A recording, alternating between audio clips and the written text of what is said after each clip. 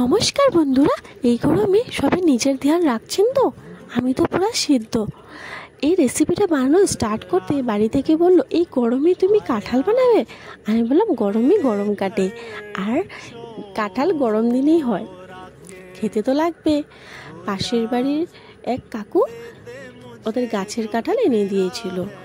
সেদিন গাছের কাঁঠালটা আধা ফালা করতে দেখলাম অতিথি এসে গেল।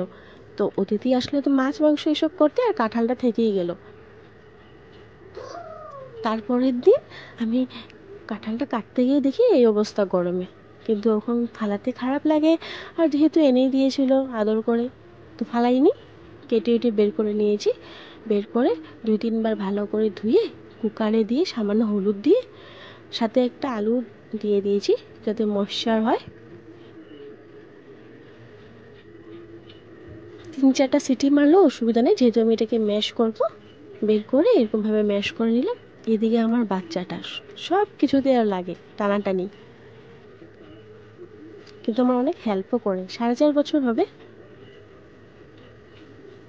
এদিকে এরকম ম্যাশ করার পর তারপর এখানে দিয়ে দেবে পেঁয়াজ কুচি, একটা মিডিয়াম সাইজের কাঁচা লঙ্কা কুচি, আদা রসুন চপ করা, আপনার আদা রসুন বাটাও ইউজ করতে পারেন, আমি চপ করে দিয়েছি। 1/2 টেবিল চামচ নুন, জিরে গুঁড়ো আর গরম মশলা, আর 2 টেবিল চামচ বেসন। এদিকে শুকনো কড়াইতে আমি বাদাম কিছু ভেজে নিয়েছি, তারপর এরকম করে আধা থেতো করে নিয়েছি, চোকলাটা বের করে একসাথে মেখে নেব। খেতে অনেক হেভি লাগে এটা, চার সাথেও আপনারা গরম গরম পরিবেশন করতে পারেন, বা কারি বানিয়ে ভাতের সাথেও খেতে পারেন, বা এমনিও খেতে পারেন। বন্ধুরা পাশে থাকবেন, আপনারা পাশে না থাকলে আমি কোনো কিছু করতে পারবো না, তাই পাশে থাকবেন। আর নতুন আসলে চ্যানেলে সাবস্ক্রাইব করবেন, একটা লাইক করবেন যাতে ভালো লাগে আমার। দেখেন অনেকটা হয়ে গেছে, সব শেষ। প্যান গরম করে সর্ষের তেল দিয়ে, যেহেতু সর্ষের তেলটা হেলদি হয় তার জন্য একে একে সব ফ্রাই করে নেব, উল্টে পাল্টে নেব, হালকা ব্রাউন হলে হয়ে গেল।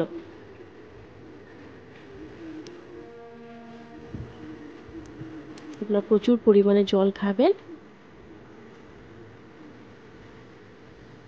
জল যদি খেতে ইচ্ছে না করে অন্য কোল্ড ড্রিঙ্ক খাবেন বা লেবু শরবত খাবেন, কিন্তু খাবেন। একে একে এরকম উল্টে পাল্টে নেওয়ার পর দেখবেন হয়ে গেছে। তারপরে এটা আপনার টমেটো কেচাপ দিয়ে বা ধনেপাতা বাটা দিয়ে সার্ভ করে কমপ্লিমেন্ট নেন। তারপর এদিকে এটা তো হয়ে গেছে, হাজব্যান্ড আবার বলল যে এক কাম করো, ডাল দিয়ে খেতে ইচ্ছা করছে না, এটা কি অল্প কারি বানিয়ে নাও। তো রাগ উঠেছে গরমের মধ্যে, আমি যত চাইছি শেষ করতে, আবার কি করলাম, পেঁয়াজ দিয়ে দিলাম একটা মিডিয়াম সাইজের, রসুন 2-3টা কোয়া, আদা 1 ইঞ্চ হবে, আর একটা টমেটো, সব একসাথে দিয়ে পেস্ট করে নিলাম। কড়াইতে তেল গরম করে এইগুলো মশলাগুলো কষালাম।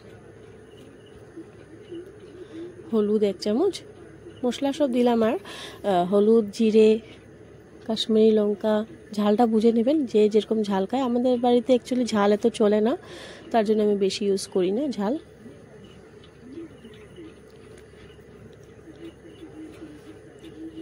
সব মশলা কষানোর পর নুনটা আপনার টেস্ট বুঝে দেবেন, আর সামান্য চিনি দিয়ে দেবেন। চিনি দিলে টেস্টটা ভালো লাগে আর কালারটা সুন্দর আসে। এখানে গরম জল ইউজ করবেন, গরম জল ইউজ করলে কি হয়, কুকিং প্রসেসটা স্টপ হয় না, চলতে থাকে। সামান্য একটু জল দিলাম, আমি জল দিয়ে ভালো করে মশলাটাকে কষালাম।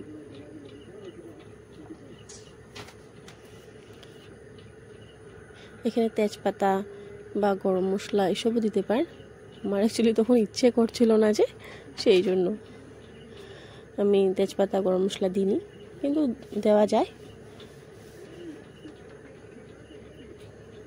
এরকম করে গরম করুন, বাবলস আসবে, ভালো করে হতে দেবেন, মশলাটা মিলতে বাবলস আসলে এই কোফতাগুলো দিয়ে দেবেন একটা একটা করে।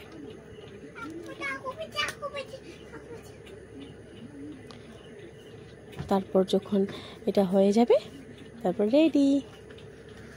ধন্যবাদ বন্ধুরা, দেখা হচ্ছে নেক্সট ভিডিওতে। Thank you for watching.